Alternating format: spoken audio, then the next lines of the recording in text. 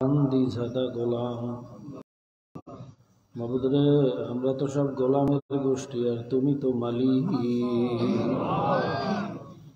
মালিক যদি গোলামদেরকে তাড়াইয়া দেয়, কোথায় যাব? আর তো কোনো মালিক নাই, আর তো কোনো মাওলা নাই। মাবুদ রে, গোলামদেরকে তুমি মাফ করিয়া দাও। ইয়া আল্লাহ, কিছু সময় তোমার পবিত্র নামের জিকির হইছে, তোমার এই পবিত্র নামের ওসিলায় আমাদের অপবিত্র কলবগুলা পবিত্র করিয়া দাও। আল্লাহ, আজকে মাহফিলকে তুমি হেদায়েতের জন্য কবুল করিয়া নাও। বিশেষ করে যতদিন জিন্দা রাখো, ইসলামের উপরই জিন্দা রাখিও। যখন মওয়াতের বিছানায় পেটখানা ভাসাইয়া দেব, আজরাইল যখন দরওয়াজায় হাজির হইয়া যাবে, ইমানের সাথে মওয়াত দিও রে মালিক, তোমার গোলাম হিসাবে কবুল করিয়া লইও।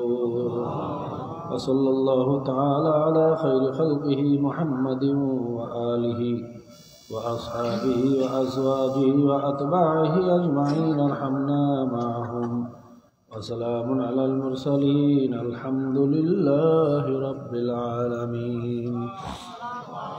ওয়া আলাইকুম আসসালাম ওয়া রাহমাতুল্লাহ। আসসালামু আলাইকুম ওয়া রাহমাতুল্লাহ।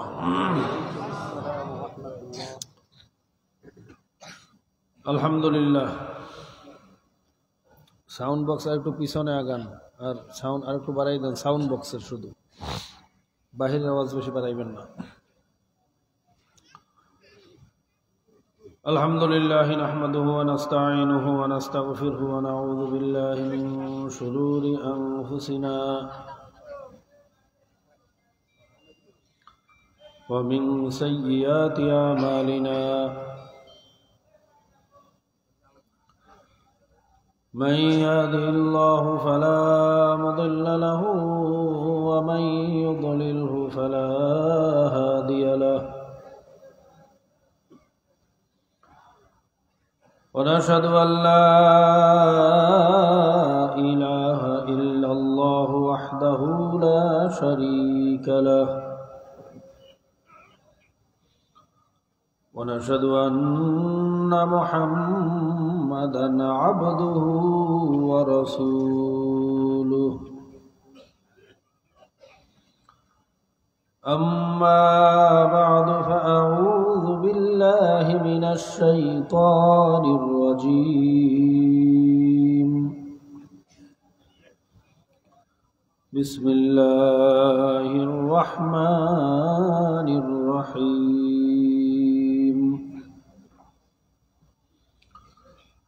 إن الله وملائكته يصلون على النبي،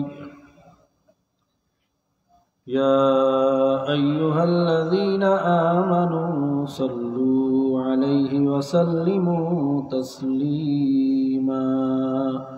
اللهم صل على سيدنا ونبينا وشفيعنا وحبيبنا ومولانا محمد صلى الله عليه وعلى آله وأصحابه وبارك وسلم. একবার দুরূদ শরীফ পড়লে 10টা গুনাহ মাফ হয়, 10টা রহমত নাজিল হয়। সুবহানাল্লাহ। সবাই মহব্বতের সাথে দুরূদ শরীফ পড়েন। আল্লাহুম্মা সাল্লি আলা সাইয়্যিদিনা ওয়া নাবিয়্যিনা ওয়া শাফী'িনা ওয়া হাবিবিনা ওয়া মাওলানা মুহাম্মদ সাল্লাল্লাহু আলাইহি ওয়া আলা আলিহি ওয়া আসহাবিহি ওয়া বারাকা ওয়া সাল্লাম। আল্লাহুম্মা সাল্লি আলা সাইয়্যিদিনা ওয়া নাবিয়্যিনা ওয়া শাফী'িনা ওয়া হাবিবিনা ওয়া মাওলানা মুহাম্মদ সাল্লাল্লাহু আলাইহি ওয়া আলা আলিহি ওয়া আসহাবিহি ওয়া বারাকা ওয়া সাল্লাম। মোহাম্মদ হামিদ হামদ খুদা বস, মোহাম্মদ হামিদ হামদ খুদা বস, খুদা মদ মোহাম্মদ মুস্তাফা বস। ز محضوری برآمد جان عالم ترحم يا نبي الله ترحم آخر رحمة للعالمين زمحروما چراغ غافل نشینی زخک ایلالے سراب بلخیز زخک ایلالے سراب بلخیز چو نرغز خواب چندز خواب بلخیز برو اول سرز برد یمانی که روے تست صبح زندگانی أعوذ بالله من الشيطان الرجيم بسم الله الرحمن الرحيم والذي بعث في الأميين رسولا منهم يتلو عليهم آياته ويزكيهم ويعلمهم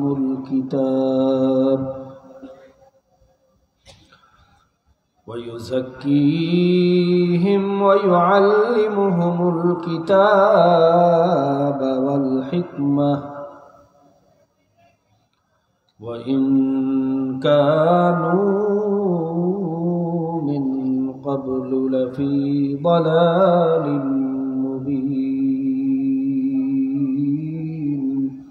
صدق الله المولانا العظيم وصدق رسوله النبي الكريم ونحن على ذلك لمن الشاهدين والشاكرين ربنا تقبل منا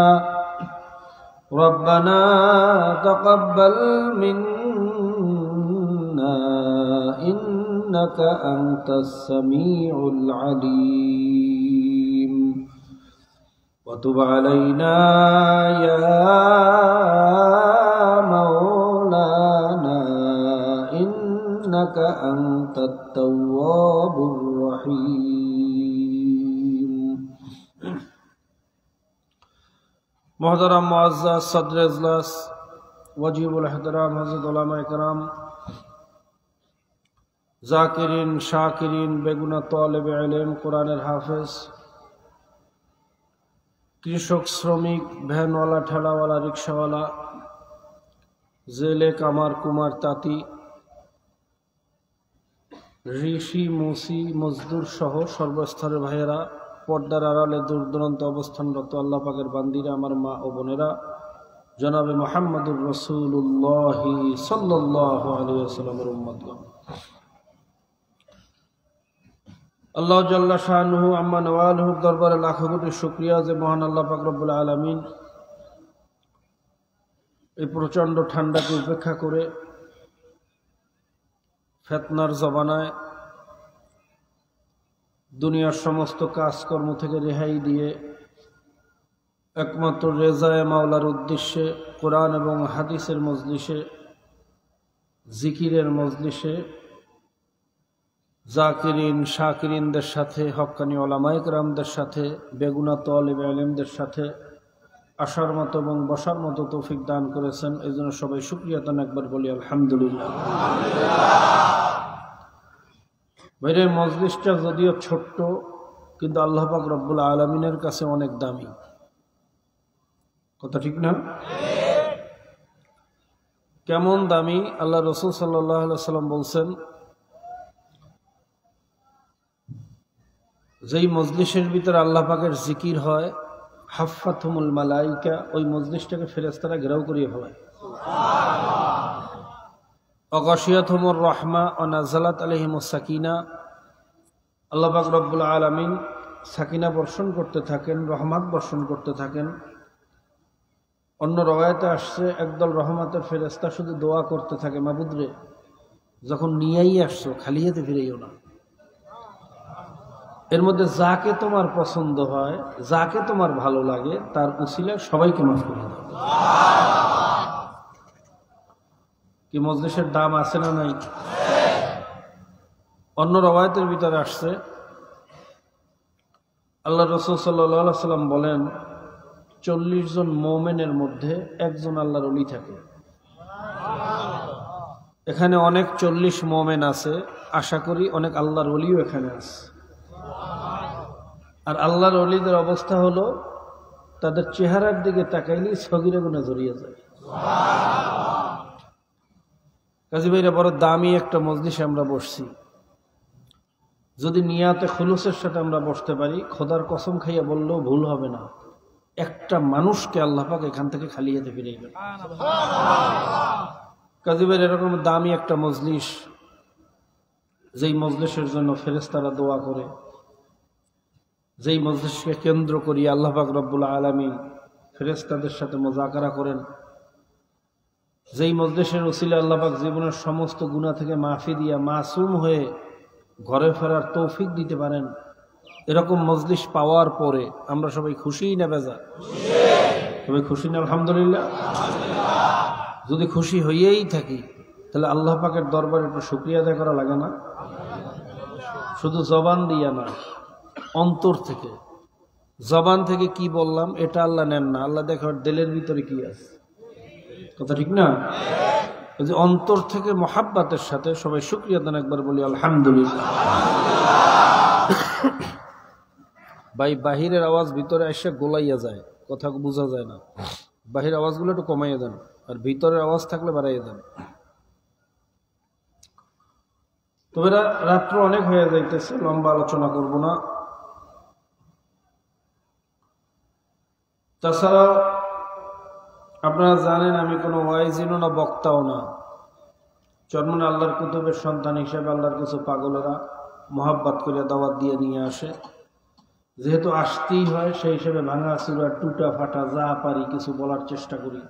সবাই দোয়া করবেন আল্লাহ পাক রব্বুল আলামিন এমন কিছু কথা আমার জবান থেকে বের করুক, যে কথার মাধ্যমে আপনার আমার দেশ ও জাতির, ইসলাম এবং মুসলমানের সবার জন্য উপকার হয়। সবাই আল্লাহুম্মা আমিন।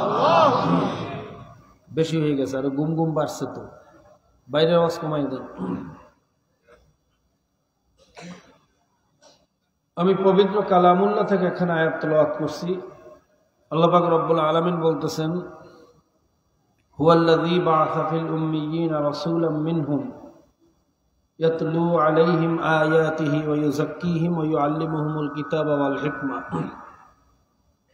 ওয়া ইন কানূ মিন ক্বাবলু লাফী যালালিম মুবিন। আমি উম্মীদের মধ্য থেকে এক উম্মী নবীকে প্রেরণ করলাম, যে তোমাদেরকে আয়াতে কারিমা তেলাওয়াত করে শুনাইবে। জোরে কোন সুবহানাল্লাহ। ওয়া ইউযাক্কিহিম, যে তোমাদের আত্মাকে পবিত্র করবে, তাসকিয়া পয়দা করবে, খোদাবীতি সৃষ্টি করবে। সবাই বলুন সুবহানাল্লাহ। ওয়া ইউআল্লিমুহুমুল কিতাব, যে তোমাদেরকে কিতাবের ইলমে দীক্ষিত করবে, ইলম দান করবে। নবী উম্মি, নবী কি? কতক্ষণ নিজের নাম নিজে লিখতে পারেন না।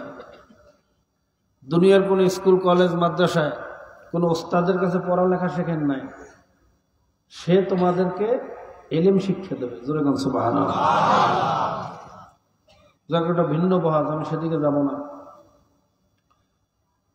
ওয়া ইউআল্লিমুহুমুল কিতাব ওয়াল হিকমা, আয় সুন্নাহ। সুন্নাহ বলা হয় আল্লাহ রসুলের কওল ফেল তাকরির। আল্লাহ রসুল সাল্লাল্লাহু আলাইহি সাল্লাম যেটা করছেন, করতে বলছেন, যেই কাজকে সমর্থন করছেন, এক কথায় আল্লাহ রসুলের জীবন আদর্শকে সুন্নাহ বলা হয়। তোমাদেরকে সুন্নাহ শিক্ষা দিবেন, আদর্শ শিক্ষা দেবেন। জোরে কোন সুবহানাল্লাহ। এই আয়াতে কারিমা এবং অসংখ্য হাদিস দ্বারা এটাই প্রমাণিত, সমস্ত মুহাদ্দিসিনে কেরাম এই কথার উপর একমত, আল্লাহ রসুল সাল্লাল্লাহু আলাইহি ওয়াসাল্লাম মূলত 4টা জিনিস নিয়ে এই দুনিয়াতে আসছেন। কয়টা জিনিস? মুখস্থ করেন কয়টা? এক নম্বরে দাওয়াত, এক নম্বরে কি? দুই নম্বরে তালিম, দুই নম্বরে তিন নম্বরে তাসকিয়া, তিন নম্বরে চার নম্বরে জিহাদ ফি সাবিলিল্লাহ। বাস আমাদের কাজও 4টা। কয়টা? এই 4টার মধ্যেই সবকিছু আছে। আওয়াজ এখনো ঠিক হয় না, গুম গুম করতেছে। মিক্সার দিলেই তো আওয়াজ শেষ। মিক্সার দেখলেই আর আলোচনা করতে ভয় লাগে। একদম ইকো টিকো যা আছে সব জিরো করে দেন, একদম জিরো, সোলা আওয়াজ দেন। এই 4টার ভিতরেই সবকিছু আছে না নাই? এই 4 কাজের কোনো এক কাজকে যদি কেউ অস্বীকার করে, বিরোধিতা করে, সে কাফের। সে কি? আর এই কাজের কোনো একটাকে কেউ যদি ছাড়িয়ে দেয়, সে ফাসিক। মনে রাখবেন, মাসালা মনে রাখবেন, আল্লাহ রসুল সাল্লাল্লাহু আলাইহি ওয়াসাল্লাম যা করছেন বা করতে বলছেন বা যেই কাজে সমর্থন যোগাইছেন, এর কোনো একটা কাজ ছোট্ট থেকে ছোট্ট হোক, আদনা থেকে আদনা হোক, কোনো একটা কাজকে যদি কেউ অস্বীকার করে বা এর বিরোধিতা করে, দুশ্মনী করে, তার ঈমান থাকতে পারে? জোরে কোন পারে? আর যদি কোনো একটা কাজের আমল কেউ ছাড়িয়ে দেয়, মানে কিন্তু আমল করে না। যেমন অনেকে মুসলমান দাবি করে, ইমানদার দাবি করে, অথচ ইমানের পর সর্বপ্রথম গুরুত্বপূর্ণ জিনিস হলো নামাজ। নামাজ ঠিক মতো পড়ে না। এই লোকটাকে কাফের বলা যাবে না, কিন্তু ফাসেক। সে কি? জোরে কম। নামাজ পড়ে না ঠিকই, কিন্তু নামাজের মোহাব্বত ভিতরে আছে, নামাজের বিশ্বাস তার মধ্যে আছে, এই জন্য তাকে কাফের বলা যাবে। কিন্তু যদি বলে নামাজ পড়া লাগবে, কিতে কি হইবে? কথা কেন? কথা বোঝা যায় না, এই জন্য উত্তর ঠিক মতো আসে না। কথা বোঝানোর ব্যবস্থা করেন, আরো কমাই দেন, একদম কমাই দেন, বাহিরের সাউন্ড কমাই দেন। অস্বীকার করলে কাফের, আমল না করলে কতক্ষণ? এই উসুল মনে থাকবে ইনশাআল্লাহ। তো আমাদের ওই 4 কাজের কোনো একটা কাজকে যদি কেউ অস্বীকার করে, সে কি হয়ে যাবে? আর আমল ছাড়িয়ে দিলে ফাসিক। আমাদের 4 কাজ। এক নম্বরে দাওয়াত দেওয়া লাগবে। কি দেওয়া লাগবে? ইসলাম এবং ইমানের দাওয়াত, এটা ইমানি ফরিজা। প্রত্যেকটা নর নারীর উপরে দিনের দাওয়াত দেওয়া কি কতক্ষণ? 2 নম্বরে তালিম। 2 নম্বরে কি? তালিমের মাধ্যমে শিক্ষা দেওয়া লাগবে। কোনটা ফরজ, কোনটা ওয়াজিব, কোনটা সুন্নাত, কোনটা সুন্নাতে মুআক্কাদা, কোনটা মাকরুহ তাহরিম, কোনটা মাকরুহ তানজি, কোনটা হারাম, কোনটা হালাল, কোনটা হকুল্লাহ, কোনটা হকুল ইবাদ। এটা ইলম যদি না থাকে, তাহলে আমি আমল কিভাবে করব? কথা ঠিক না? এই জন্য যতটুকু ইলম আমলের জন্য প্রয়োজন, খুব ভালো করে বুঝছেন। দাওরা পাস, টাইটেল পাস করা, মুফতি সাহেব, মুহাদ্দিস সাহেব হওয়া, এটা ফরজ না।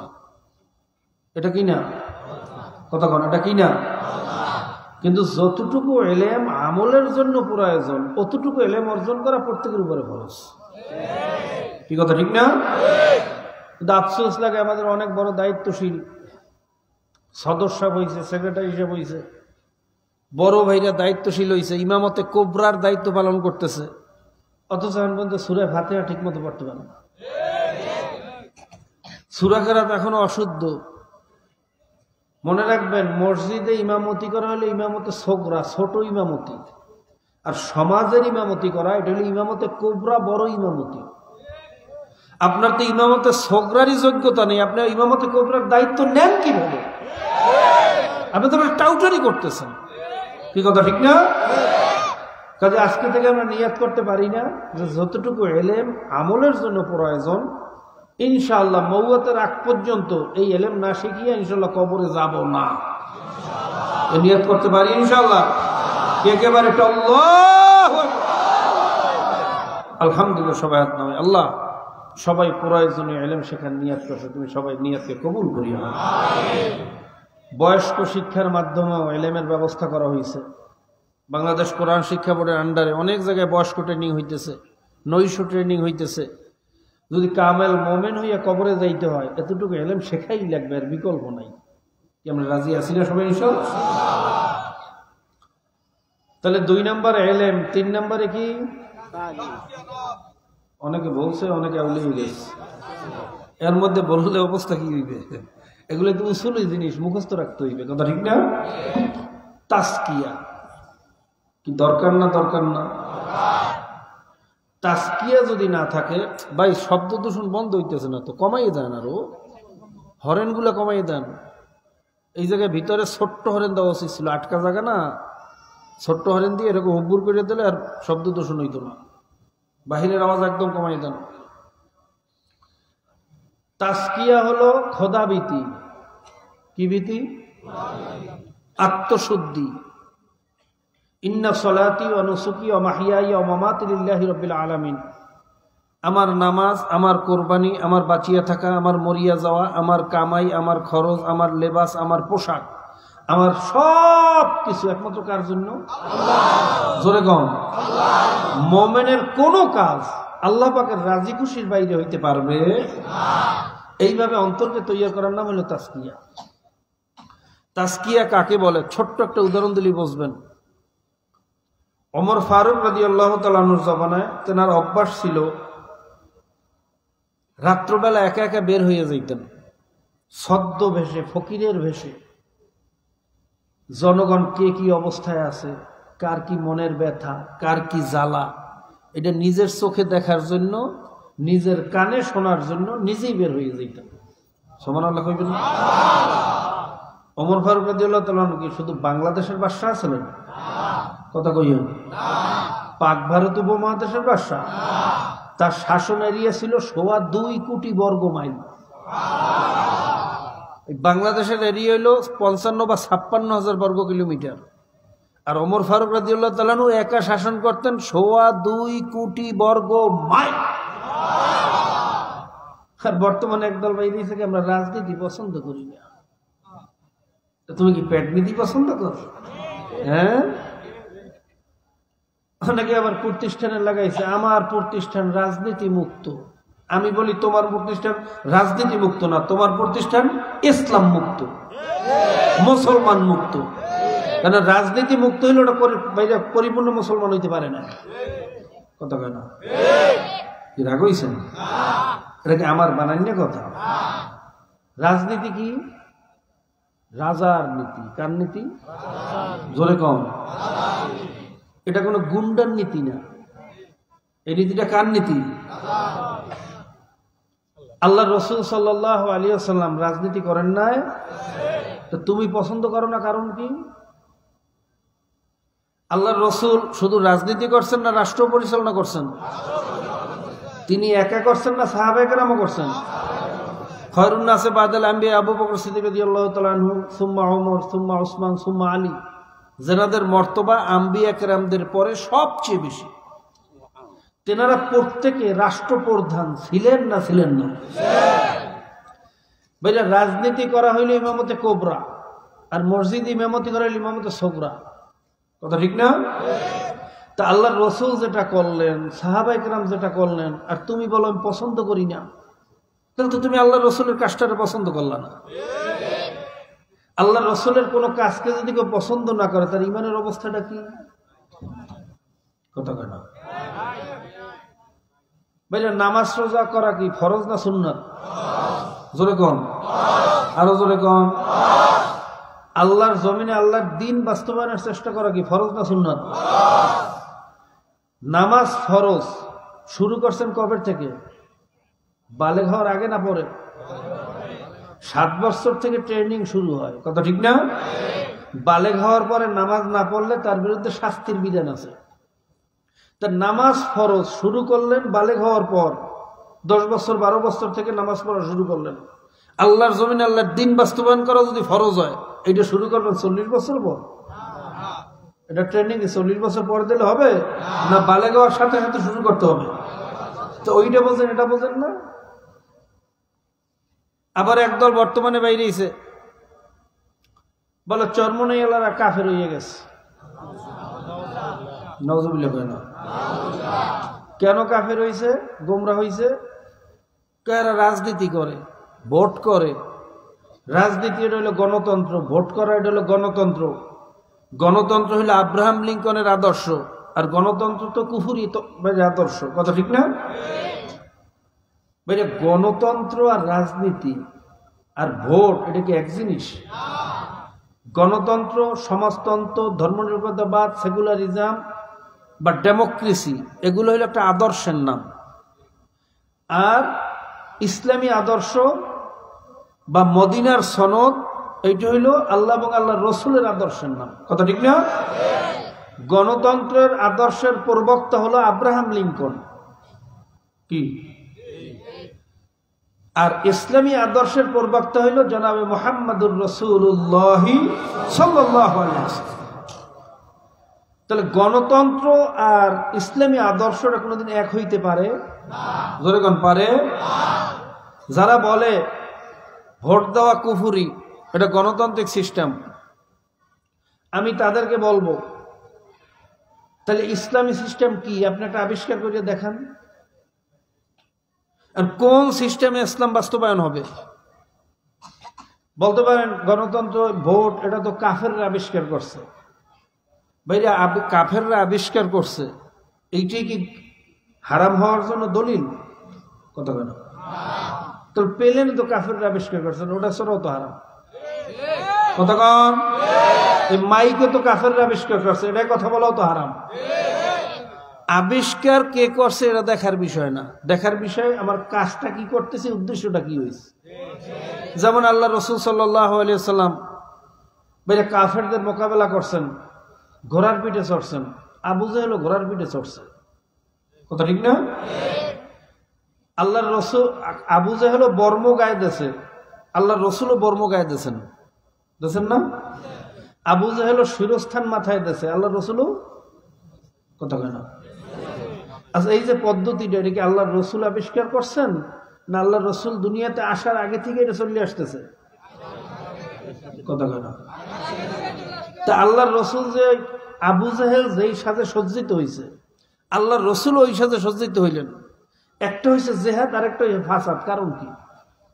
কারণ আবু জাহেলের উদ্দেশ্য ছিল শয়তানের আদর্শ বাস্তবায়ন করা, মানব রচিত কুফুরি আদর্শ বাস্তবায়ন করা। আর আল্লাহর রসুলের উদ্দেশ্য ছিল আল্লাহর জমিনে আল্লাহর দ্বীন বাস্তবায়ন করা।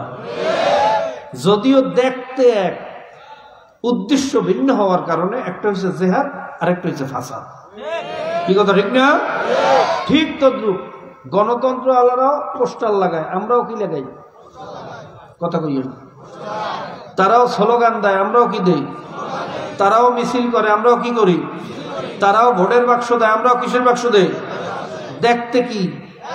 দেখতে সবাই বলেন উদ্দেশ্য, উদ্দেশ্য তাদের উদ্দেশ্য মানব রচিত কুফুরি আদর্শ বাস্তবায়ন করা, আব্রাহাম লিঙ্কন, মাওসুদুন লেনিনের আদর্শ বাস্তবায়ন করা। আর আমাদের উদ্দেশ্য হলো আল্লাহ এবং আল্লাহ রসুলের আদর্শ বাস্তবায়ন করা। যদিও দেখতে এক, উদ্দেশ্য ভিন্ন হওয়ার কারণে একটা হবে জিহাদ আর একটা হবে ফাসাদ। কি কথা ঠিক না? ঠিক। বর্তমানে নির্বাচন আসতেছে, ফতোয়া শুরু হয়ে গেছে। আচ্ছা, ভোট করা যাবে এই ফতোয়া কি সর্বনই আলাদা প্রথম দেশে? ওলামায়ে কেরাম কথা কইেন। ওলামায়ে কেরাম তো আজকাল চুপ করিয়ে থাকে, বেশিরভাগ অন্যায়ের প্রতিবাদও করে না। এই কথা ঠিক না? এই ভোট করা যাবে ইসলামের জন্য এই ফতোয়া কি সর্বনই আলাদা দেশে, না আমাদের আকাবেররা মুরব্বীরা দেশে? আমরা তো মাসালা ইস্তেমবাদ করি না, আমরা তো মোস্তাহেদ না, আমরা তো মোকাল্লেদে মহাজ। আমরা অনুসরণ করি, তাকলিদ করি। ওলামায়ে কেরাম, মুরব্বিয়ানে কেরাম গবেষণা করিয়ে আমাদেরকে মাসালা দেয়, আমরা সেই অনুযায়ী চলি। আমরা তো মাসালা আবিষ্কার করি না। কথা কয় না কা? ভাইরা, ভোটকে জিহাদ এটা কি সর্বনই আলাদা বলছে না হাফিজুর রহমাতুল্লাহ আগে বলছে? কথা কয় না? ইতিহাস জানেন না? যদি কাফের ফতুয়া দিতে হয়, সাহস থাকে তো হাফিজুর রহমাতুল্লাহ সম্পর্কে কাফের ফতুয়া দাও। যদি সাহস থাকে আমিনী রহমাতুল্লাহের ব্যাপারে কাফের ফতুয়া দাও, তকি ওসমানীর ব্যাপারে কাফের ফতুয়া দাও। কি কথা ঠিক না? ঠিক। তাদের ব্যাপারে ফতুয়া না দিয়ে সর্বনই আলাদের বিরুদ্ধে আগে ফতুয়া দাও। টাউটারি শুরু করছো, জনগণ বুঝতেছে চামড়া তুলিয়ে ফেলাইবে দালালের গোষ্ঠী। কি কথা ঠিক না? এই দালালেরা ফতুয়া দিয়ে এদেরকেই দেখা যায় ওই গণতন্ত্রের মঞ্চে টেলা হইতে আছে, ওই গণতন্ত্র বাস্তবায়নকারীতে জোতা লইয়ে দৌড়াইতে আছে। আল্লাহ পাক রব্বুল আলামিন এই টাউটার এবং দালালদের থেকে আমাদেরকে হেফাজত করুন।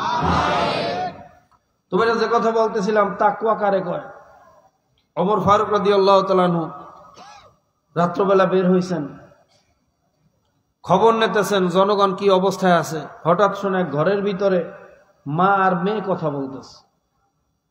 মা তার মেয়েকে জিজ্ঞেস করতে বলতেছে, এই মেয়ে, আজকে আমাদের গরু যতটুকু দুধ দিয়েছে, ছাগলে যতটুকু দুধ দিয়েছে, এই দুধ দিয়ে তো সংসার চলবে না। একটু দুধের ভিতরে পানি মিশাইয়া বেশি করে নিয়ে বাজারে বিক্রি করো, তা নাহলে তো কালকে বাজার চলবে না। তখন মেয়ে বলল, মা জানো না ওমরের শাসন চলে? যদি ওমর জানতে পারে ভেজাল করছি তো অবস্থাটা কি হইবে তুমি বোঝো না? তখন মা বলতেছে, আমি ভালো করিয়া জানি ওমরের শাসন চলে, কিন্তু ওমর কি এখানে দাঁড়াইয়ে রয়েছে? সে কি দেখবে আমরা দুধে বানিয়েছি? এই কথা বলার পরে তার মেয়ে বলতেছে, মা ওমর হয়তো এখানে দাঁড়াইয়া নাই, সে হয়তো দেখবে না আমরা দুধে ভেজাল দিছি, কিন্তু ওমরের আল্লাহরে তুমি ফাঁকি দিতে পারবা মা? আল্লাহ কি দেখবে না আমরা কি করতেছি? এই কথা বলার সঙ্গে সঙ্গে তার মা চুপ হয়ে গেছে, আর কোনো জবাব দিতে পারে না। এর নাম হইল তাকওয়া, এর নাম হইল পরহেজগারি, এর নাম হইল খোদাভীতি।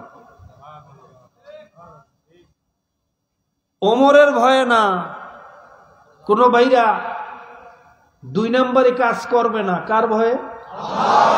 রডের পরিবর্তে বাঁশ দেবে না, কার ভয়ে? চামিজের দাম 1000 টাকা ভাউচার করবে না, কার ভয়ে? জোরে গান। এটা সাগর কলার দাম 900 টাকা লাগবে না, কার ভয়ে? এইভাবে অন্তরকে তৈয়ার করার নাম হইল পরহেজগারি, আত্মশুদ্ধি। কথা ঠিক না? এটা করাও ফরজ, এটা করাও কি? আল্লাহ পাক রব্বুল আলামিন আমাদের সকলকে আত্মশুদ্ধি করার তৌফিক দান করুন। 4 নম্বরে কি বলছিলাম? বলছেন না? মনে আছে?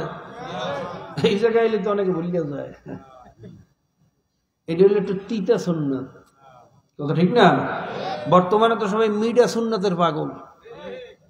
এত মিডা খাইলে তো কিরমি হইবে মেয়া, তিতা খাওয়া লাগবে না?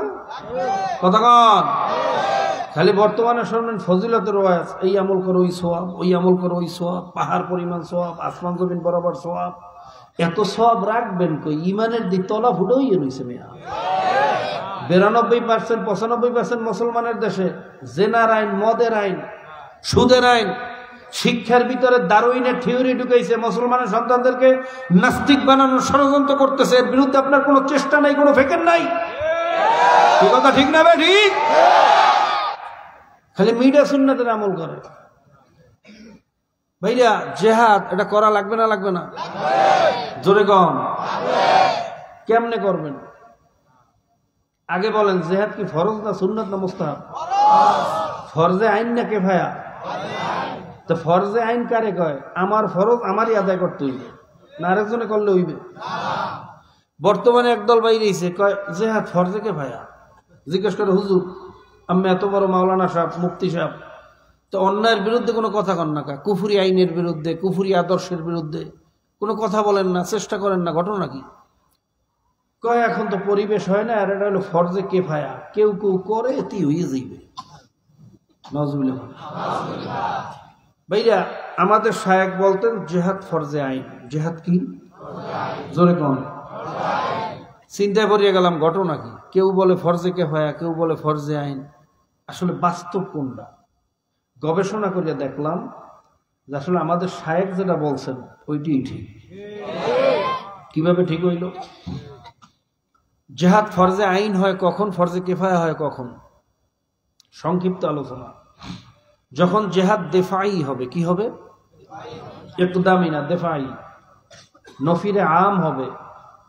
এক কথায় বাংলায় প্রত্যেকের উপরে যখন সমস্যা দেখা দেবে, প্রত্যেকের উপরে এই সমস্যা মোকাবেলার জন্য যখন কোনো যোগ্য ইমাম আমাদেরকে আহ্বান করবেন, ওই ইমামের নেতৃত্বে সমস্যা মোকাবেলার জন্য উপস্থিত থাকা, তাকে শক্তি যোগান দেওয়া প্রত্যেকের উপরে ফরজে আইন হয়ে যায়। প্রত্যেকের উপরে। আর যদি এরকম হয় যে না আমার এলাকায় সমস্যা নাই, অন্য এলাকায় সমস্যা, তাহলে ওই এলাকার মানুষের জন্য ফরজে আইন, আমার জন্য ফরজে কেফায়া। পর্যায়ক্রমে এক সময় এটা ফরজে আইনেও পরিণত হইয়া যায়। আমি সেই লম্বা বহাজে যাব না, আমাদের যেটা দরকার সেই আলোচনাটা আগে করি। আচ্ছা এখন বলেন, উসুল কি সমস্যা প্রত্যেকের উপরে দেখা দেবে না? কথা বলে না। তা আমাদের প্রত্যেকের উপরে সমস্যা আছে না নাই? আছে। একটা দুইটা না বেশি? কথা কন। আচ্ছা আপনার মেয়ে বড় হইছে, 18 বছর হয় না, বিয়ে দিতে পারবেন কেটা কেটা? কথা কইেন, কথা কইেন। হ্যাঁ, বাংলাদেশের আইন অনুযায়ী যদি তারে বিয়ে দিতে যান বিনা অনুমতিতে, যে বিয়ে দেবে তারও জেল, যে বিয়ে পড়াইবে তারও জেল, যে সাক্ষী দেবে, কি কথা ঠিক না? বাপেরও জেল, মায়েরও জেল। কিন্তু 16 বছরের মেয়েরা যে প্রতিটা বৃত্তি করতেছে, দেহ ব্যবসা করতেছে, ইডেন কলেজে পড়াশোনা বাদ দিয়ে ওখানে একটা বেশ্যাখানার আড্ডা বানাইয়া দিতেছে, এর বিরুদ্ধে কোনো আইন নাই। এই কথা ঠিক না? ঠিক। জেনার বিরুদ্ধে কোনো আইন নাই, কিন্তু 18 বছর হওয়ার আগে বিয়ে করলে তার বিরুদ্ধে আইন আছে। অথচ তার নিরাপত্তার জন্য বিবাহ দেওয়া এখন খুব জরুরি। যোগ্য পুরুষ ছেলেও পাইছেন, কিন্তু বিয়ে দিতে পারবেন জোরে কন? পারবেন? এটা কি মুসলমানের আইন না কাফের আইন? জোরে কন। বিয়ে করতে পারমিশন লাগে, জেনা করতে পারমিশন লাগে না, এটা কি মুসলমানের আদর্শ না কাফের আদর্শ? এই কুফুরি সমস্যা সবার উপর আছে না নাই? এরকম আরো অনেক সমস্যা, সুদের আইন, বেপরদার আইন, মদের আইন আছে না নাই? এই সমস্যাগুলো কি প্রত্যেকের মাথার উপরে না খালি চরমনাই হিসেবের মাথার উপরে? কথা কইেন, কথা কইেন। সবাই মাথার উপরে আছে। তা পায়খানা আপনার মাথার উপরে, এটা সাফ করার দায়িত্ব কি চরমনাই হলো না আমার মাথার পায়খানা আমার সাফ করার দায়িত্ব? তাহলে জেহাদ কি ফরজে আইন হইল না ফরজে কেফায়া হইল? এরপরেও যারা বলেন ফরজে কেফায়া, ফরজে কেফায়া কারে কয়? এমন একটা ফরজ যেই ফরজ দায়িত্বটা কিছু মানুষে আদায় করলে ফরজ দায়িত্ব আদায়, কিন্তু যেই পরিস্থিতির প্রয়োজন, যেই আয়োজনের প্রয়োজন, সেই পরিস্থিতি এবং আয়োজনের অভাবে যদি ফরজ দায়িত্বটা পালন না হয় তাহলে কি হইবে? কথা কয় না কি? সবাই গুনাহগার হইবে না? কথা কম। এই যদি হয় উসুল, তাহলে যেই পরিমাণ চেষ্টার প্রয়োজন, যেই রকম ফিকিরের প্রয়োজন, যেরকম কাজ করার প্রয়োজন, যেরকম ঐক্যবদ্ধ হওয়ার প্রয়োজন, সেই চেষ্টা ফিকির ঐক্যবদ্ধতার অভাবে যদি কুফরি আদর্শ সমাজ থেকে দূর না হয়, তাহলে এই ফরজ তরকের গুনাহ প্রত্যেকের গুনাহগার হওয়া লাগবে। এই কথা ঠিক না ভাই? ঠিক। কাজে ফরজে কেফায়া ফতুয়া দিয়ে খাতার তলে ঢুকবেন আর খালি মুরগির রান খাওয়ার ধান্দা করবেন, এর কোন সুযোগ? যেরকম সুযোগ খালি মিডিয়া সুন্নাতের আমল করবেন, এর কোন সুযোগ? আল্লাহ পাক আমাদেরকে বোঝার তৌফিক দান করুন। এইবার আসেন, করবেন কেমনে? কি করার তরিকা আছে না নাই? মন গড়া করা যাইবে?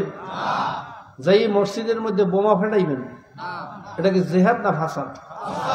নিরীহ জনগণ খুন করা, এটা কি মুসলমানের কোন আদর্শের মধ্যে আছে? কতক্ষণ? নিরীহ জনগণের উপর কোন আঘাত করা, পিছন থেকে আঘাত করা, এরকম কোন জিহাদ শরিয়াতে, আকায়েদে, বালাগাতে, ফাসাহাদে, কোরআনে, হাদিসে কোথাও আছে?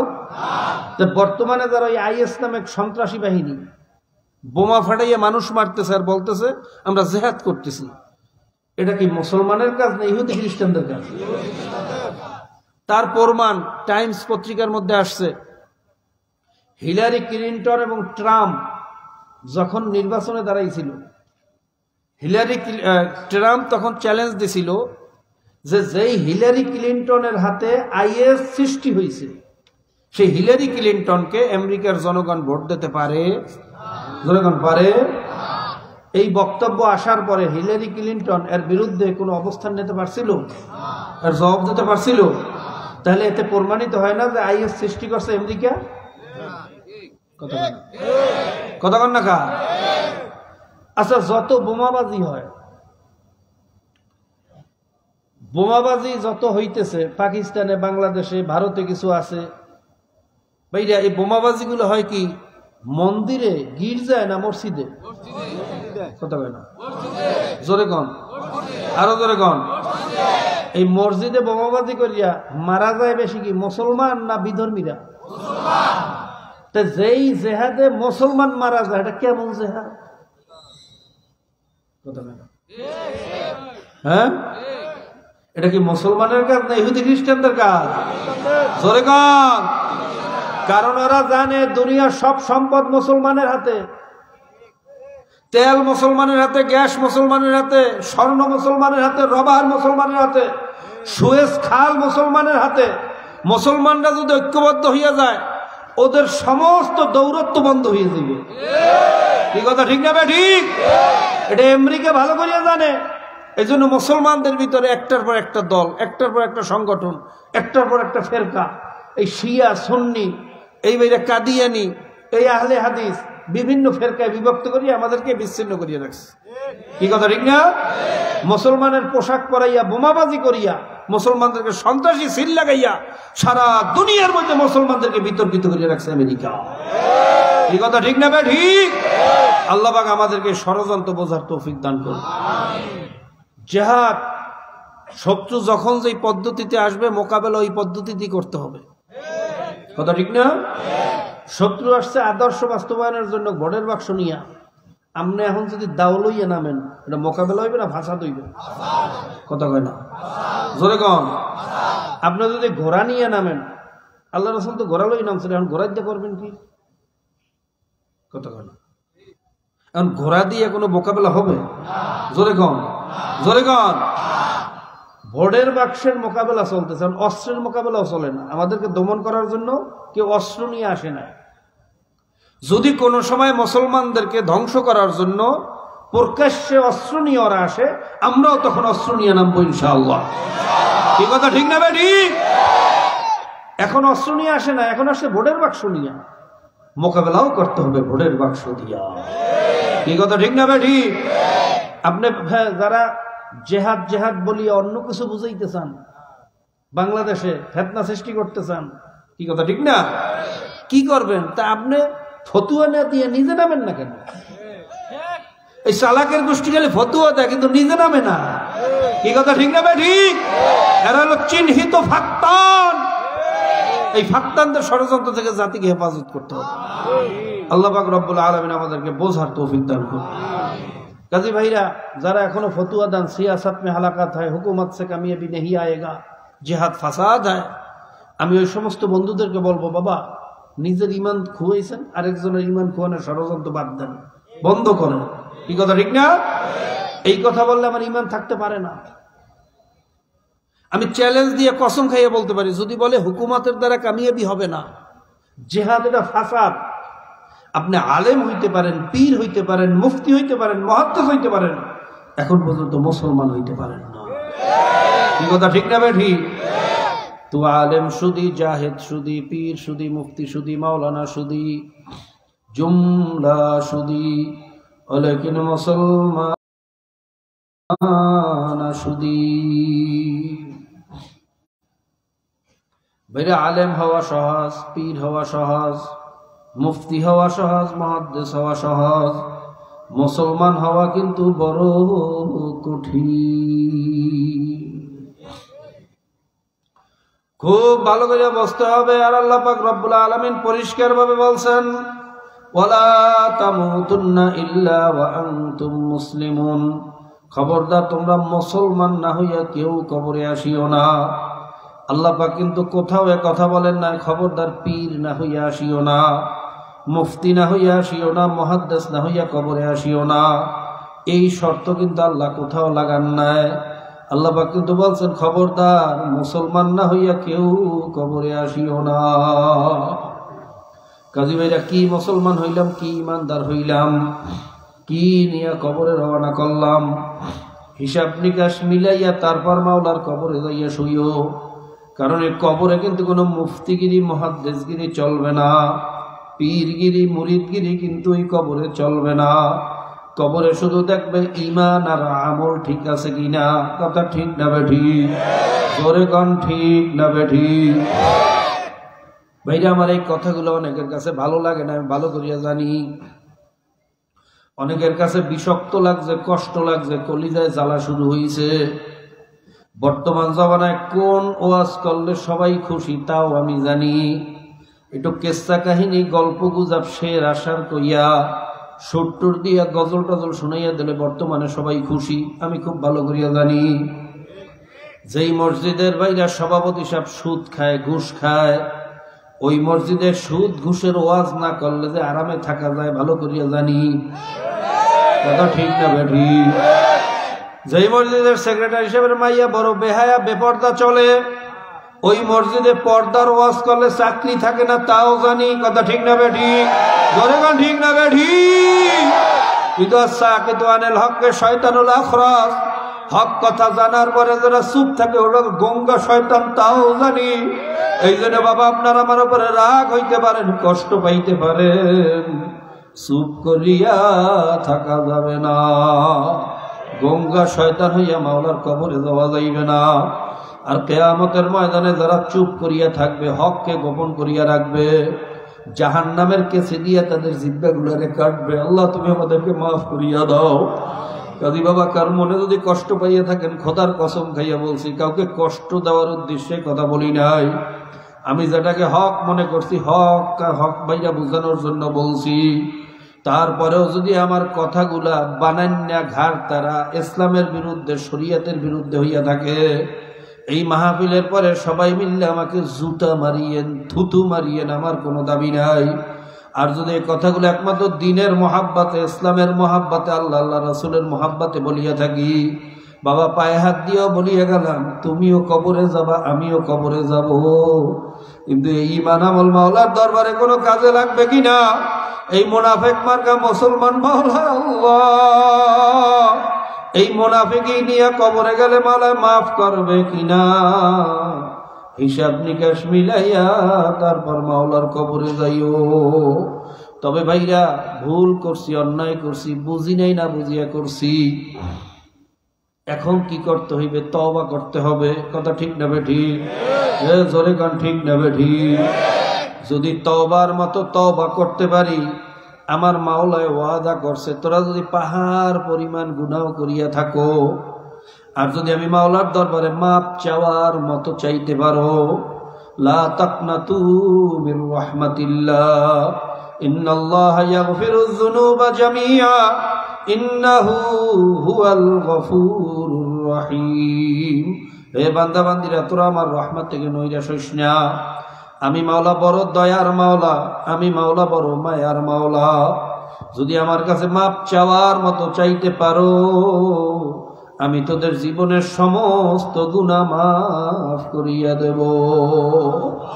ভাইরা, এই জন্য তওবা করা লাগবে। কথা ঠিক না বেঠিক? তবে আত-তাওবাতু আন-নাদামাতু, আত-তাওবাতু আর-রুজআতু। তওবার অর্থ লজ্জিত হওয়া, তওবার অর্থ ফিরিয়ে আসা। এই জন্য মাওলার দরবারে লজ্জিত হইতে হবে, ওই অন্যায় থেকে ফিরিয়ে আসার ওয়াদা করতে হবে। 4টা গুণের সাথে তওবা করা লাগবে। অন্যায়কে স্বীকার করা, আল্লাহর দরবারে লজ্জিত হওয়া, বাইরে ওই তওবা, ওই অন্যায় আর না করার ওয়াদা করা, এরপরে মাওলার কাছে মাপ চাওয়া, মাওলা আমাকে তুমি মাফ করিয়া দাও। যদি এই 4 শর্তের সাথে তওবা করতে পারি, খোদার কসম খাইয়া বলতে পারি, আমার মাওলা খালিয়াতে ফিরাইয়া দেবে না। আমার মাওলা আহকামুল হাকিমিন রব্বুল আলামিন বড় দয়ার মাওলা, বড় মায়ার মাওলা। আমার মায়ের চেয়েও আমার মাওলা আমাদেরকে 1000 গুণে বেশি ভালোবাসে। ভাইরা, আমার মাওলা যদি দাহিয়া কলবির মতো গুনাহগারের মাফ করতে পারে, ভাইরা ওই বেশ্যা নারী সামান্য কুকুরের পানি খাওয়ানোর কারণে যদি ভালো মাফ করিয়া দিতে পারে, আল্লাহ বনি ইসরাইলের ওই ভাইরা অত বড় নিকৃষ্ট যুবককে যদি মাওলা মাফ করতে পারে, তোমার আমার গুনাহ তো তার চেয়ে বেশি হইয়া যায় না। ভাইরা, দাহিয়া কলবির ঘটনা হাদিসের ভিতরে আসছে। আইয়ামে জাহিলিয়াতের যুগে আপনারা জানেন, মেয়ে সন্তান হওয়া ছিল অপমানের। মেয়েদেরকে জীবিত কবর দিয়া ফেলাইতো, তাদেরকে হত্যা করিয়া ফেলাইতো। জোরে কর নাউজুবিল্লাহ, আরো জোরে কর নাউজুবিল্লাহ। যেই আমলটা এখন বর্তমানে ভারতে শুরু হয়েছে, ভারতেও যখন জানতে পারে উদরের বাচ্চা, মেয়ে বাচ্চা, ভাইরা দুনিয়াতে আসার আগেই গলা টিপে হত্যা করে, জোরে কর নাউযুবিল্লাহ। মেয়েদেরকে অধিকার থেকে বঞ্চিত করে, সম্পদ থেকে বঞ্চিত করে। এটা নিয়ে মানবাধিকার সংস্থার কোনো বক্তব্য নাই। যত বক্তব্য মুসলমানের বিরুদ্ধে। কথা ঠিক না? জোরে গান ঠিক না বেঠি? মেয়েদেরকে যে এত ঠকানো হইতেছে, মেয়েদেরকে বাইরে দুনিয়াতে আসার পরেও পলিথিনের ভিতরে ফেলাইয়া ডাস্টবিনে ফেলাইতে আছে। সেই আইয়ামে জাহিলিয়াতের আমল এখনো দিব্যি ভারতে চলতে আছে। এটা নিয়ে মানবাধিকারের মুখোশধারী ওই আমেরিকান সন্ত্রাসীদের কোনো বক্তব্য নাই। কথা ঠিক না বেটি? অথচ মালালা রেডিয়া সারা দুনিয়া লড়াইয়া চড়াইয়া লইছে। আল্লাহ ওই জালেমদেরকে হয়তো হেদায়েত করো, নয়তো ধ্বংস করিয়া দাও। ভাইরা, আইয়ামে জাহিলিয়াতের যুগে এরকম মেয়েদেরকে দাফন করা হইতো। আমার নবী দুনিয়াতে আসার পরে মেয়েদের অধিকার প্রতিষ্ঠিত করছেন। সবাই বলুন সুবহানাল্লাহ।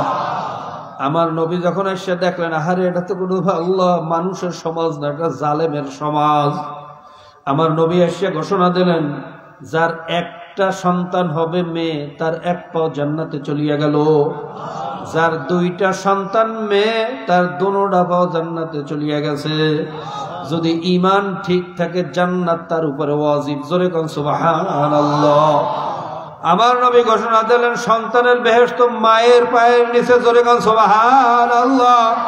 আমার নবী ঘোষণা দিলেন, আইয়ুমা রাজুলুন নাকাত ইস্তাকমালা নিসফাদ্দিন ফালইয়াত্তাকিল্লাহু নিসফুল বাকি। যে বিবাহ করলো, দিনের অর্ধেক পুরা করলো, বাকি অর্ধেক হইল আল্লাহ পাকের ভয় ভীতি ইবাদতের মধ্যে। জোরে কোন সুবহানাল্লাহ। এই জন্য স্ত্রীদেরকে বলা হয় অর্ধাঙ্গিনী, জীবন সঙ্গিনী, প্রিয়তমা স্ত্রী। সবাই বলুন সুবহানাল্লাহ। আমার নবী স্ত্রীদেরকে ভালোবাসা শিক্ষা দিলেন।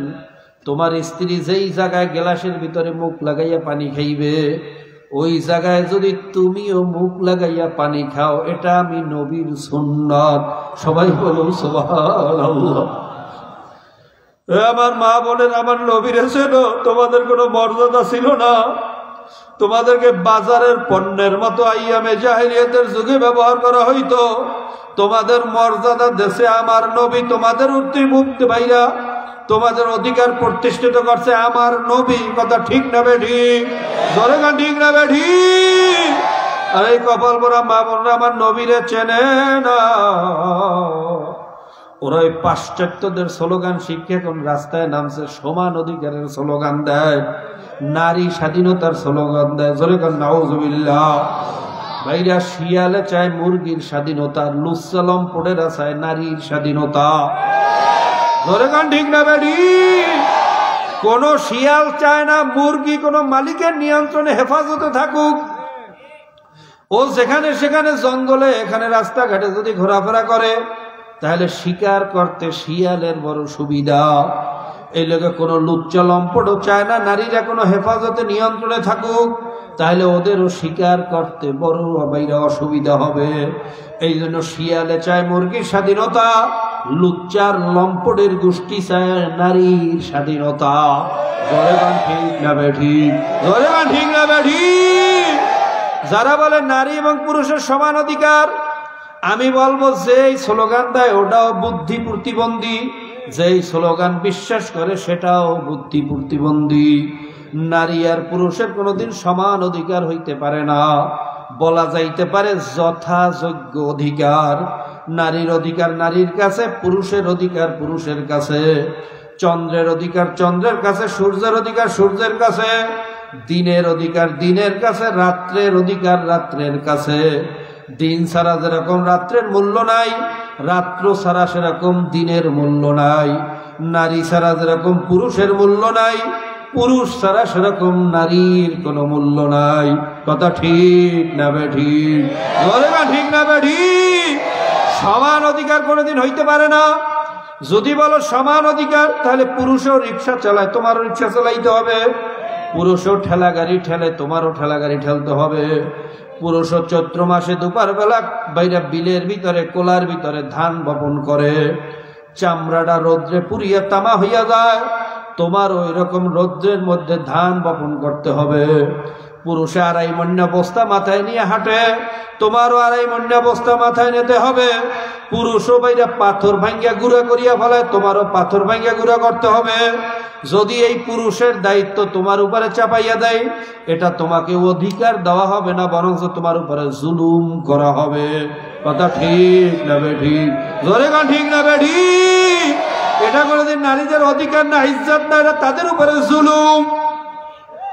এই জন্য সমান অধিকার না, স্লোগান হবে যথাযোগ্য অধিকার। কথা ঠিক না বেঠিক? সমান অধিকারের নাম দিয়া, নারীর স্বাধীনতার নাম দিয়া আজকে রাস্তার ভিতরে নামিয়া নিজেরাও ধ্বংস হইতেছে, সমাজটাকেও ধ্বংস করতে আছে। আল্লাহ, তুমি আমার মা বোনদেরকে ইসলাম বোঝার তৌফিক দিয়া দাও। ইসলাম শুধু নারীদেরকে অধিকার দেয় না, কোন কোন ক্ষেত্রে পুরুষের চেয়ে অগ্রাধিকার দান করছে। জোরে কান সুবহানাল্লাহ। ভাইরা, সেই দিকে আমি যাব না, লম্বা আলোচনা হইয়া যাইবে। আইয়ামে জাহেলিয়াতের যুগে দাহিয়া কলবি আল্লাহর রসুলের কাছে যাইয়া বলতেছে, আল্লাহর নবী, আমারে কি মাওলায় মাফ করবেন নাকি? আমি বড় গুনাহগার, আমি বড় বদকার। আল্লাহর নবী বলে, তুমি যত বড় গুনাহগার হও, আল্লাহ ওয়াদা করছে তওবার মতো তওবা করতে পারলে আমি মাফ করিয়া দেব। সবাই বলুন সুবহানাল্লাহ। দাহিয়া কলবি বলে, হুজুর আপনি জানেন না আমি কত বড় খারাপ। আমি 99টা মেয়েকে দুনিয়া থেকে বিদায় করিয়া দিছি। হুজুর, একটা ঘটনা মনে পড়লে আমার কলিজা ছিঁড়িয়া যায়, আমি সহ্য করতে পারি না। আমার স্ত্রী যখন গর্ভবতী, তাকে গর্ভ অবস্থায় রাখি আমি লম্বা সফরে বের হইছি। কয়েক মাস পরে সফর থেকে আসার আগেই আমার স্ত্রীর অজে হামল হইয়া গেছে। বাড়িতে এসে জিজ্ঞাসা করলাম, বিবি তোমার উদরের বাচ্চা কোথায়? আমাকে বলে, তোমার বাচ্চা মারা গেছে, তাকে দাফন করিয়া ফেলাইছি। হুজুর, আমি তখন বুঝলাম না। কয়েক বছর পরে একদিন আমার সামনে সুন্দর চেহারার একটা মেয়ে উপস্থিত করলো। এমন সুন্দর তার চেহারা, এমন তাসুরুন নাজিরিন, তার চেহারার দিকে তাকাইলে মায়া লাগবে না, এমন মানুষ দুনিয়াতে হইতে পারে না। আমি মেয়েটার দিকে তাকাই আশ্চর্য হইয়া বললাম, বিবি এত সুন্দর মেয়েটা কার? আমি তো এই মেয়েটাকে এর আগেই কখনো এই এলাকায় দেখি নাই। আমার স্ত্রী কোনো কথা বলে না, হঠাৎ আমার পাও দুইটা ধরাইয়া ধরছে। আমার পাও দুইটা ধরিয়া কান্দে আর বলে, স্বামী আপনি এই মেয়েটাকে কিছু বলিয়েন না, আপনার ভয়ে মেয়েটাকে আমি অনেক গোপনে লালন পালন করছি। স্বামী, আপনার কাছে কোনো দাবি নাই আর কোনো চাওয়া নাই, এই মেয়েটাকে আপনি কিছু বলবেন না। এই মেয়ে আর কারো মেয়ে না, এটাই আপনার ঔরসজাত মেয়ে। দাহিয়া কলবি বলে, হুজুর আমি তখন কোনো কথা বললাম না, কিন্তু আমি কত বড় নিকৃষ্ট, কত বড় খারাপ। একদিন ঠিকই পাহাড়ের কিনারে একটা গর্ত করছি। গর্ত করিয়া বাড়িতে এসে বিবিরে বললাম, বিবি মেয়েটাকে একটু সাজাইয়া পরাইয়া দাও, ওরে নিয়ে নানা বাড়ি বেড়াইতে যাব।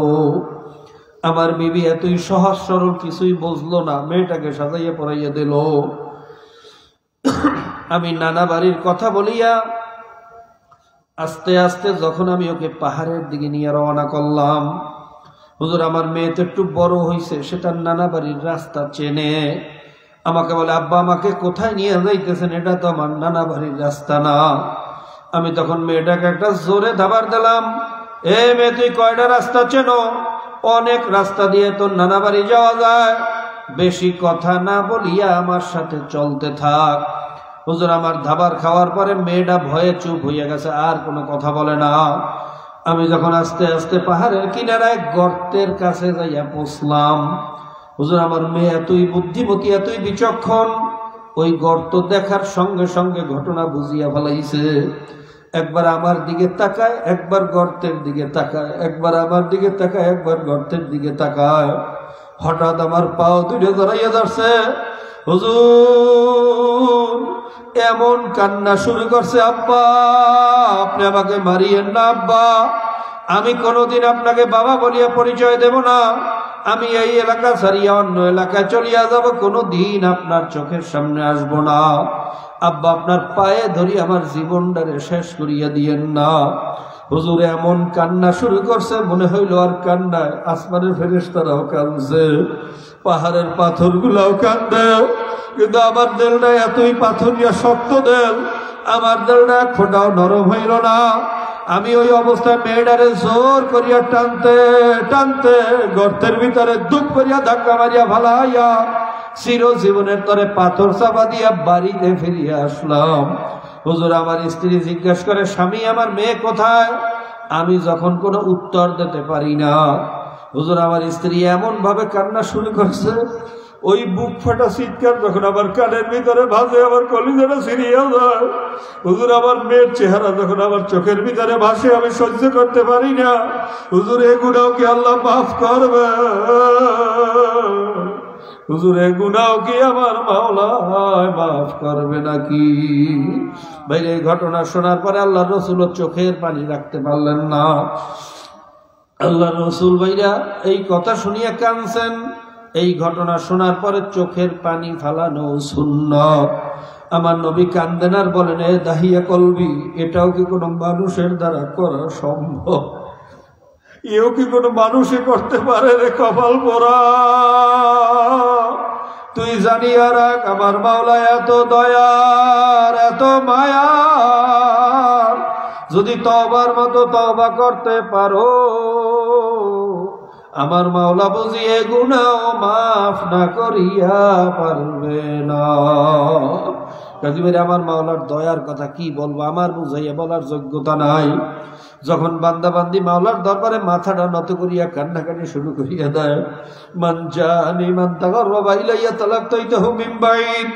जब कोई बंदा बंदी मेरी तरफ आता है, शिकस्ता दिल आता है, टूटा हुआ दिल आता है, जब घबरा कर चारी तरफ मायूसी का समुंदर दिखता है, आसमान उस पर टूट सा नजर आता है, जमीन उस पर तंग हो जाता है,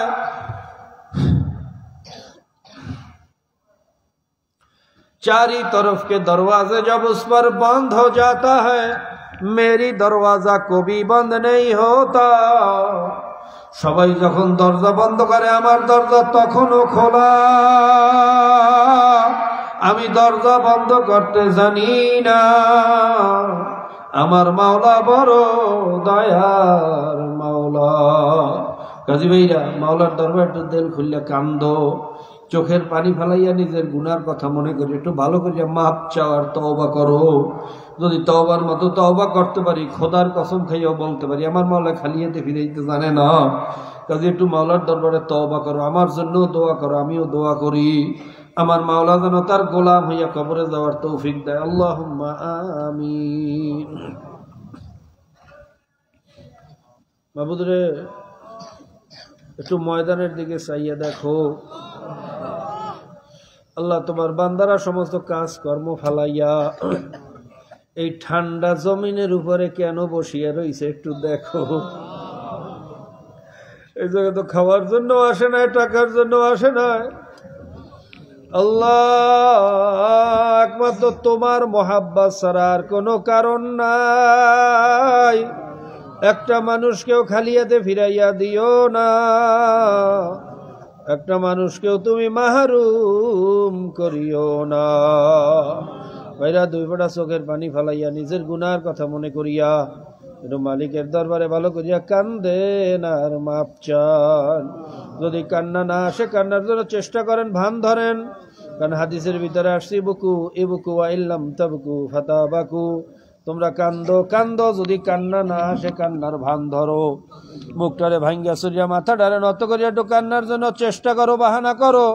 দেখবে একসময় আল্লাহর ফজলে করমে চক্ষু দিয়ে পানি চলিয়ে আসবে। আর যদি মাওলার ভয়ে, মাওলার মহাব্বতে চক্ষু দিয়ে পানি বাইর হইয়া যায়, মামবাকা মিন খাশিয়াতিল্লাহি ফাকাদ হারামাল্লাহু তিলকা আইনা আলান নার। চোখে পানিওয়ালা বান্দা বান্দিদের উপরে জাহান্নামের আগুন হারাম। চোখে পানিওয়ালা বান্দা বান্দিরে মাওলা জাহান্নামে জ্বালাইতে পারবে না। ভাইরা, চোখের পানি বড় দামি, চোখের পানি বড় দামি। কোন আল্লাহর ওলি চোখের পানি ছাড়া ওলি হইতে পারেন না। সমস্ত আল্লাহর ওলিদের ইতিহাস পড়িয়া দেখো, মাওলার দরবারে কেমন কান্না কাঁদছে। সাহাবায়ে কেরামদের ইতিহাস পড়িয়া দেখো।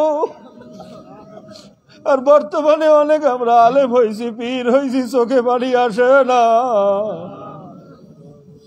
কলবটা আসলে শয়তানে দখল করছে, পাথরের মতো শক্ত হইছে। চোখে পানি ছাড়া মাওলার রহমত আসে না। ভাইরা, ওমর ফারুক রাদিয়াল্লাহু তাআলা আনহু কানতে কানতে দুই গালে কালো দাগ পরাইয়া ফেলাইছেন। ওসমান গনি রাদিয়াল্লাহু তাআলা আনহু ভাইরা কবরের পাশ দিয়ে হাঁটতে পারতেন না, হাউ মাউ করিয়া কান্না শুরু করিয়া দিতেন। আলী রাদিয়াল্লাহু তাআলা আনহু উযু করতে গেলে চেহারা লাল হইয়া যাইত, নামাজের ভিতরে দাঁড়াই খালি থরথর করিয়া কাঁপতো আর জারজার করিয়া কাঁদতো। তারাও তো নামাজ পড়ছেন, আমরাও তো নামাজ পড়ি, তারাও তো মাওলারে ভয় করছেন, আমরাও তো করি। আল্লাহ আমাদেরকে তুমি মাফ করিয়া দাও, আমাদেরকে তুমি কবুল করিয়া লও। ভাইরা, পুলিশের ভয়ে আসামি কান্দে, ওস্তাদের ভয়ে ছাত্র কান্দে, বাবা মার ভয়ে সন্তান কান্দে, আর আমার মাওলা এত ছোট হইয়া গেছে, মাওলার ভয়ে চোখে বাড়ি আসে না। আসলে কপাল পড়ছে আর কিছু না, আসলে করবটা নষ্ট হইয়া গেছে আর কিছু না। আল্লাহ আমাদেরকে তুমি মাফ করিয়া দাও। আল্লাহ যাদের উসিলায় মাহফিল হইল, যারা চেষ্টা করলো, খাটনি করলো, দূর দূরান্ত থেকে, পর্দার আড়াল থেকে যত মা বোনরাও শরীক হইল, আল্লাহ সকলের বার তোমার খাস রহমত নাজিল করিয়া দাও। আল্লাহ এই মাদ্রাসাটাকে কিয়ামত পর্যন্ত কবুল করিয়া নাও। এই মাদ্রাসার সকল হাওয়ায়েজ তোমার গাইবী খাজানা থেকে পুরা করিয়া দাও। ইয়া আল্লাহ, সারা দুনিয়ার মুসলমানদেরকে তুমি হেফাজত করো। বিশেষ করে এই মজলিসে জানি না কার বাবা মা দুনিয়া থেকে বিদায় হইয়া গেছে, আমার মতো মাও কবরে, বাবাও কবরে, চিরজীবনের তরে অন্ধকার কবরে শুয়ে আমাদের দিকে চাইয়া রইছে। এরকম বাবা মা হারা কতজন সন্তান আছে আমি জানি না। আল্লাহ আমরা দোয়া করলাম, বাপ মা, দাদা দাদি, নানা নানি, ভাই বন্ধু, স্ত্রী পুত্র পরিজন, ওস্তাদ শাগরেদ, যার যত প্রিয়জনেরা কবরে আছে